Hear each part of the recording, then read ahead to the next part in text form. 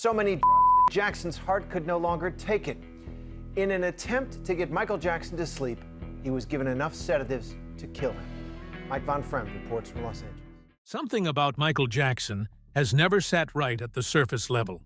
Even before his films, his performances, or his controversies fully make sense, there are these strange, almost unbelievable details lurking just underneath.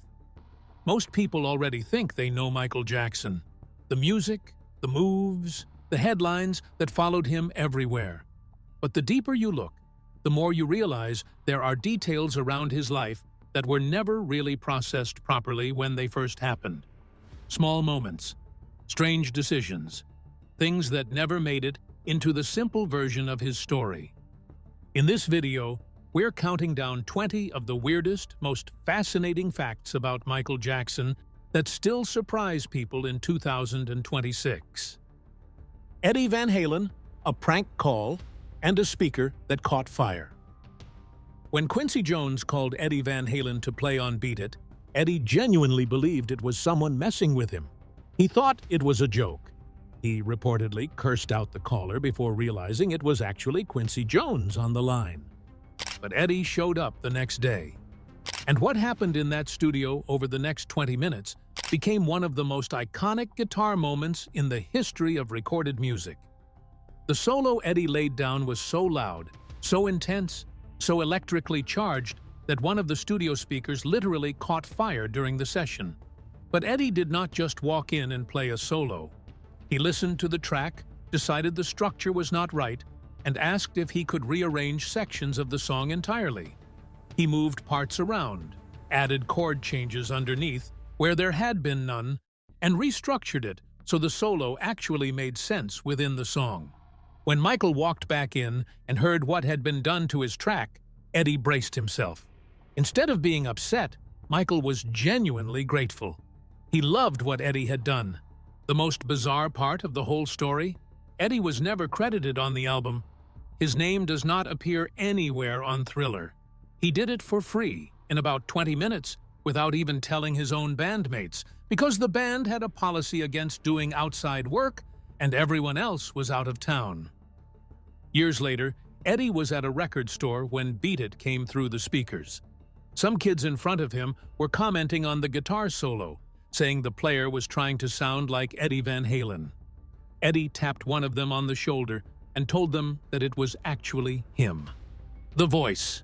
Michael never let the world hear. For most of his adult life, Michael spoke in a soft, high-pitched voice, in interviews and in public.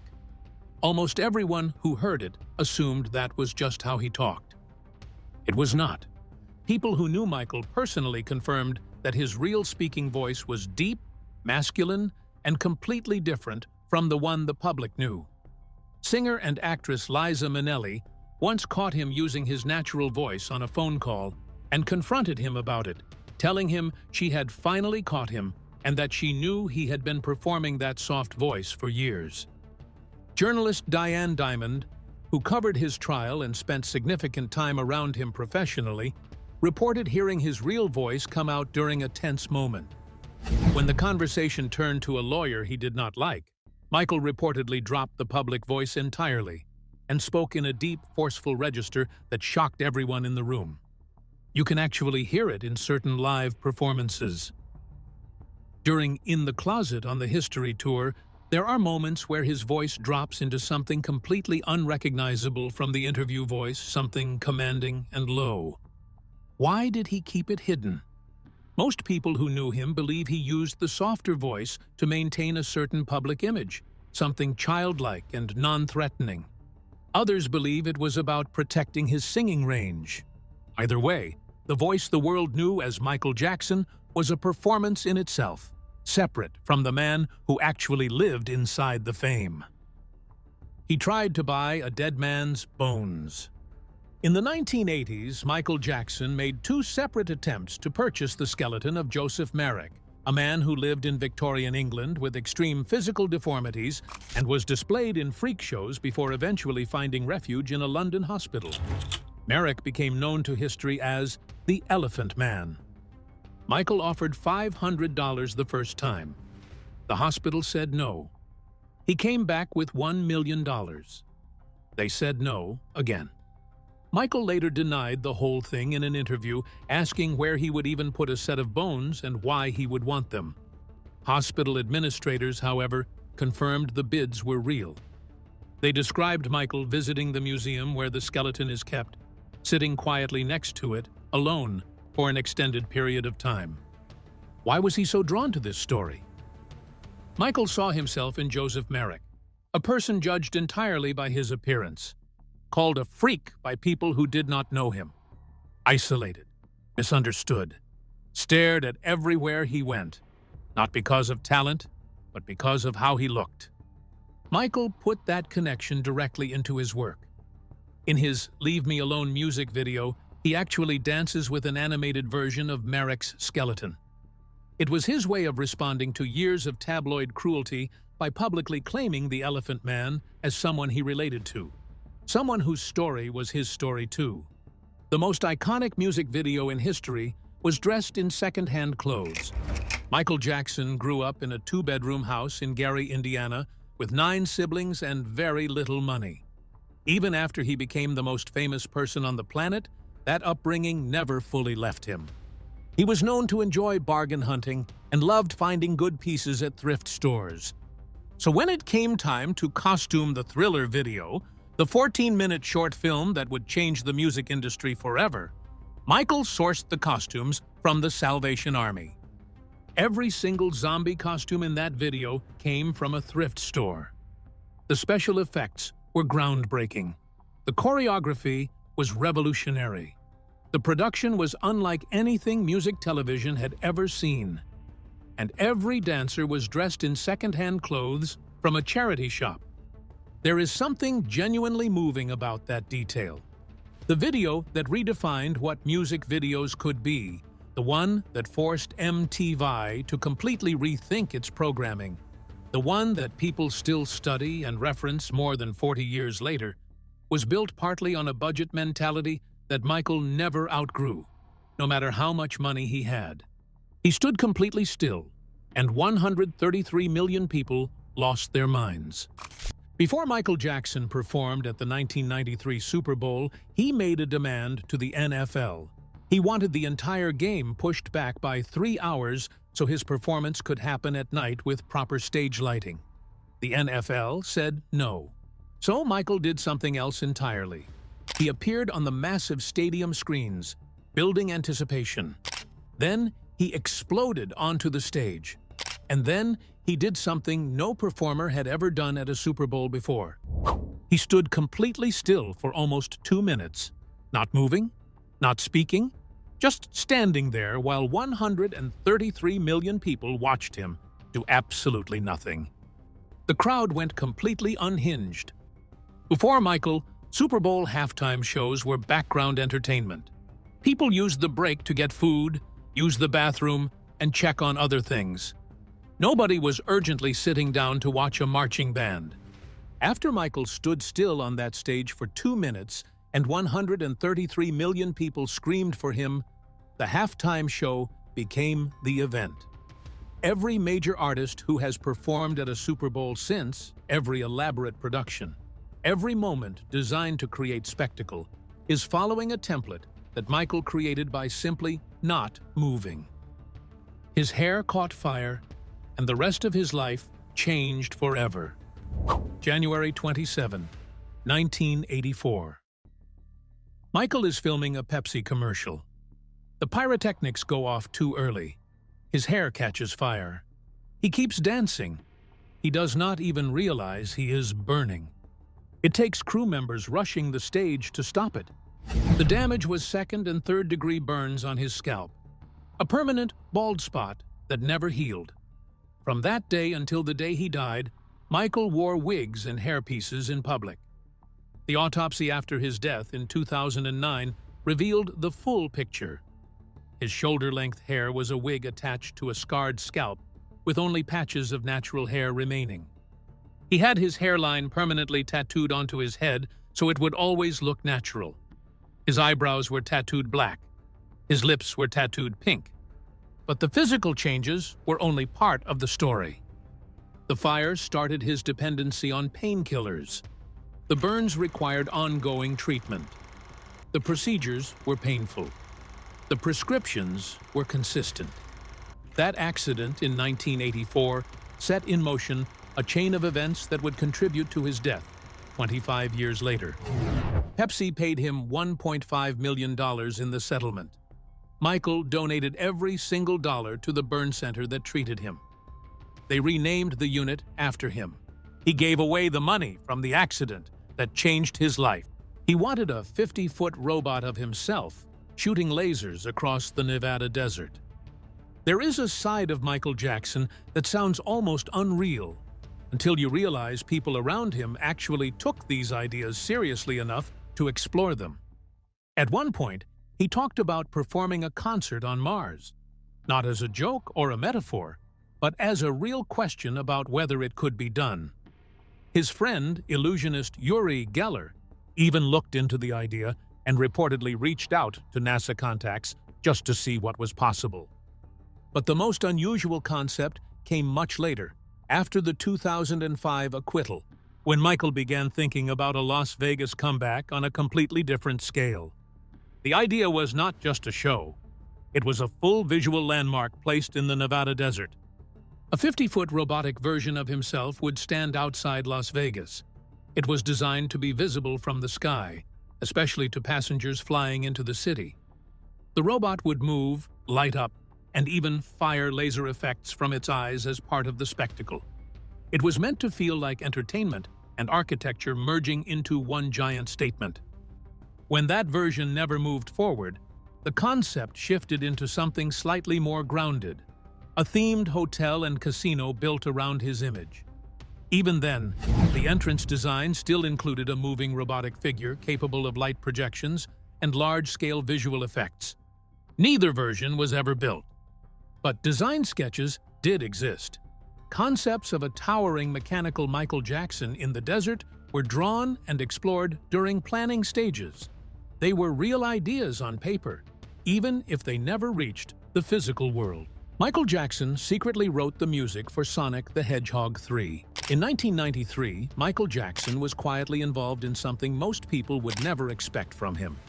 Sega hired him to work on the soundtrack for Sonic the Hedgehog 3, alongside his keyboardist, Brad Buxer. Together, they built a large body of music for the game, reportedly around 40 tracks, shaping the emotional tone of several levels in ways that players would later enjoy without knowing who was behind it. But there was a problem Michael could not ignore. When he heard how the music sounded through the console speakers, he was deeply dissatisfied. The technology of the time could not reproduce the depth and clarity he expected from his work. In his view, the sound quality changed the entire feel of the compositions. Because of that, he chose not to take credit for the project, and his name never appeared in the final release. Even so, the music did not disappear. Parts of the score continued to live on in other forms. The ending theme for Sonic 3 later evolved into the foundation for Stranger in Moscow, one of his most emotional songs. Elements from Jam also appear in the game's background tracks, along with vocal textures that sound unmistakably like his style. Brad Buxer later confirmed that Michael was directly involved in shaping at least one key track that became Stranger in Moscow. That collaboration eventually turned into a global hit, showing how work created for a video game quietly grew into one of his most powerful musical pieces. Those chilling howls in Thriller are Michael's voice. When producers were putting together the Thriller track, the original plan was to use a real wolf for the howling sounds. They brought a trained wolf into the studio. The animal refused to howl on cue. Michael stepped up to the microphone and did it himself. Those howls you hear at the opening of Thriller, the ones that set the tone for the entire 6 minutes, that is Michael Jackson. He also recorded the creaking sounds woven throughout the track, some of which were made using props from Universal Studios' horror collection. Vincent Price recorded his famous spoken word section at the end in just 2 takes. Price chose to accept a flat fee of $20,000 instead of taking a percentage of royalties. Thriller has sold over 70 million copies. Had Vincent Price taken a royalty deal instead of that flat fee, he would have earned millions more than he did. And every one of those howls that millions of people have heard, memorized, and been mildly unsettled by for decades came from Michael Jackson standing at a microphone pretending to be a wolf because the real wolf would not cooperate. He earned $825 million in a single year while being dead for 7 years.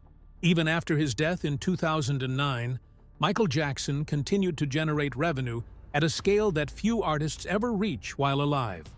In 2016 alone, his estate reportedly earned around $825 million, making him the highest-earning deceased celebrity that year. That figure was not an isolated spike. His catalog has consistently remained one of the most valuable in music history, with multiple years where posthumous earnings placed him at the top of global rankings. In 2018, for example, his estate reportedly generated around $400 million, reinforcing the long-term commercial strength of his work. The immediate reaction following his passing also reflected his cultural reach. In the first 24 hours after his death, digital and physical sales of his music surged dramatically, with platforms like Amazon reporting sales volumes that surpassed 11 years' worth of previous activity combined. Albums and singles that had existed for decades suddenly returned to heavy circulation across new and old audiences. Since 2009,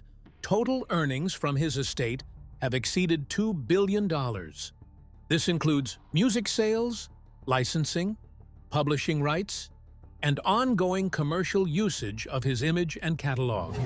The structure of his business holdings allowed his work to continue operating as an active financial system long after his life ended. What stands out in this case is not only the scale of income, but its continuity. The value created during his lifetime did not diminish with time. Instead, it continued to circulate globally, driven by sustained demand across generations and platforms. It represents one of the most commercially persistent legacies in entertainment history, where creative output continues to function as an economic force, years after its original creator is gone. Billie Jean was mixed 91 times and almost lost its greatest moment. The bass line that opens Billie Jean is 29 seconds long before anything else comes in. That intro is now one of the most recognizable sounds in the history of popular music. But Quincy Jones wanted to cut it. He thought it was too long, that listeners would get bored and change the station before the song even started. Michael refused to change for a single second. He reportedly told Quincy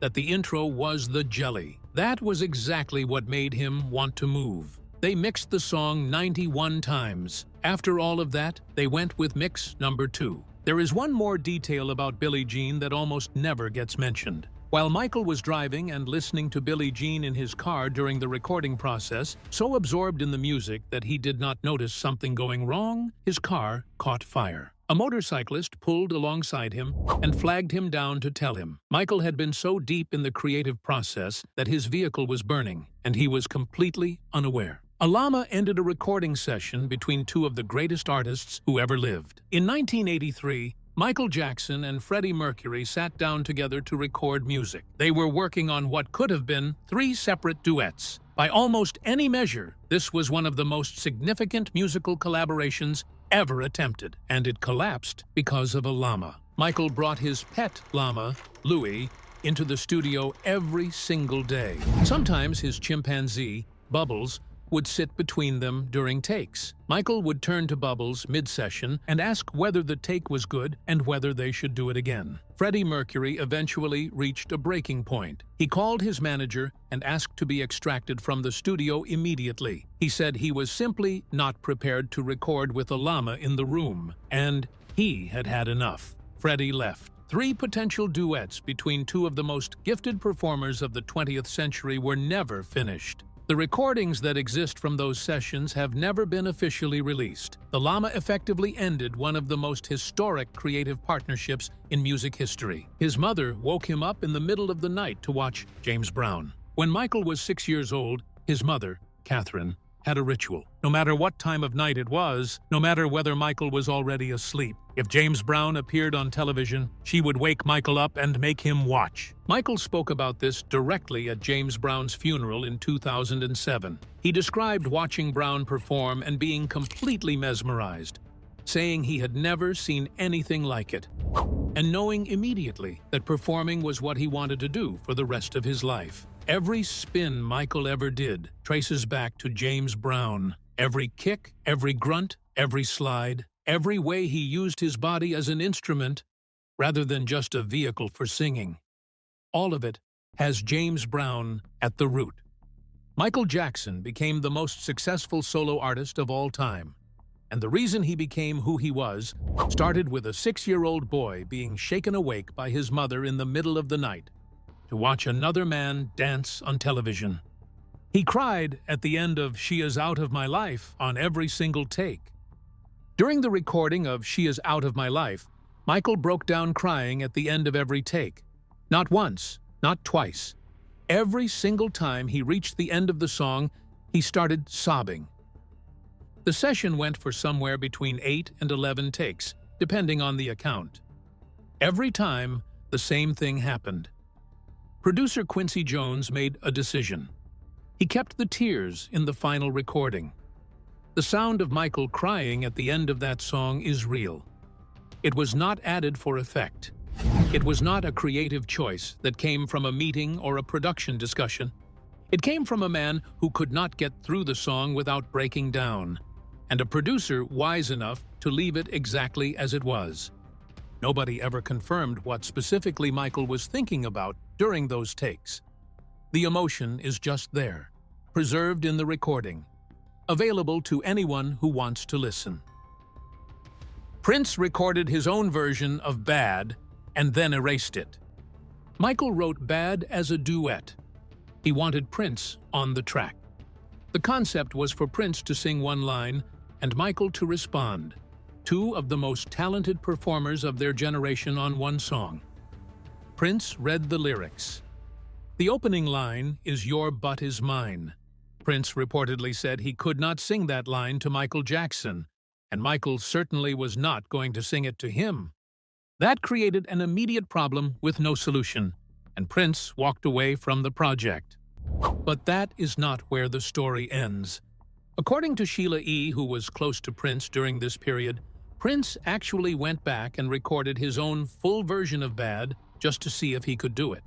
When he and his team listened back to the finished recording, they were genuinely excited about what they had made. Then Prince erased the whole thing. He recorded a full version of one of the biggest songs of the decade, listened to it, was satisfied that he could do it, and then destroyed it completely. Just to prove to himself that he was capable of it. He did not need anyone to hear it.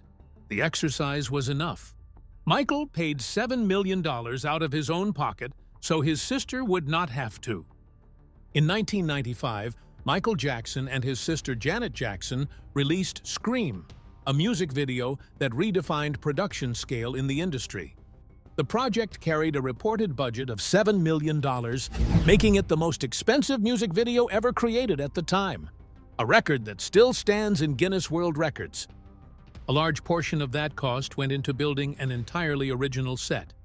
The video is shot inside a futuristic spacecraft environment designed specifically for the concept, with no reuse of existing locations. Everything had to be constructed from the ground up, including lighting systems, structural elements, and visual design. What is less commonly discussed is how the production was financed. Michael Jackson personally covered the full budget. Janet Jackson's involvement was never tied to financial responsibility for the project. Her participation was built around performance, not production cost. The decision meant absorbing the entire financial load of one of the most expensive music videos ever made, ensuring that creative execution could move forward without dividing responsibility.